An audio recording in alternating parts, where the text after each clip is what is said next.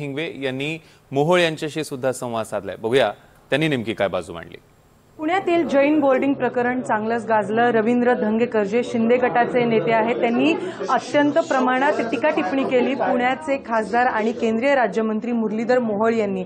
परंतु आज मुरलीधर मोहोळ यांनी जैन बोर्डिंगला भेट दिली आणि त्यासोबतच जैन मुनींना देखील भेट दिली। अण्णा गेल्या अनेक दिवसांपासून हे सगळं जे प्रकरण चालू आहे त्याच्यानंतर आज इतक्या दिवसांनी तुम्ही जैन बोर्डिंग हाऊसला गेला, त्यासोबतच तिकडे जैन मुनींना भेटला। काय नेमकं तिथे तुम्ही आश्वासन देऊन आलेले?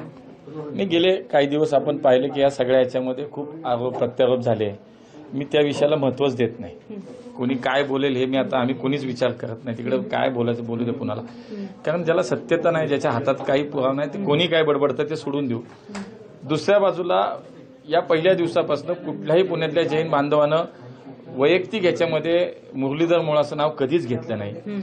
राजू शेट्टी एकदा कधी पुण्यात आले त्याला त्यांना ते राजकारण सुचलं, त्यांच्या डोक्यात त्यांनी नाव घेतलं, पण त्यानंतर सुद्धा तुम्ही बघा कुठेही जैन समाजाने कधीच नाव घेतलं नाही। का तर ही स्पष्टता होती। मी ज्यावेळेला स्पष्टीकरण दिलं म्हणजे कागद आणि हे सगळं पाहिल्यानंतर हे त्यांनाही माहिती की याचा कुठेही काही सहभाग नाही। आणि म्हणून 2 दिवसांपूर्वी जैन मुनी जे आहेत त्या विषयासाठी जे गुरुदेव त्या ठिकाणी बसलेले आहेत त्यांनी असं सांगितलं की आवाहन केलं की पुण्याचे खासदार म्हणून आपण काम करताय, पुण्यातल्या जैन बांधवांना आपल्या मदतीची आवश्यकता आहे, आपण या आमच्या सोबत या आणि आम्हाला या विषयातनं तुम्ही हा विषय संपवा आणि आम्हाला मदत करा, तुमचं सहकार्य अपेक्षित आहे।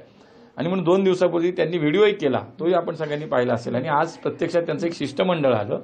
दुपारी मला ते भेटायला आले 5 लोक 6 लोक होते आणि त्यांनी सांगितलं की आज गुरुदेवांनी आपल्याला परवाही सांगितलं आणि आज आपल्याला बोलावलं। तर मी काल नव्हतो म्हणून मी आज लगेच त्यांचा निरोप आला, मला बोलवायला लोक आली म्हणून मी त्यांना भेटायला गेलो।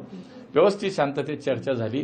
त्यांचं म्हणणं त्यांनी जे काय होतं ते मांडलं, मी माझं म्हणणं त्यांना जे काय अपेक्षित होतं त्यांना ते मी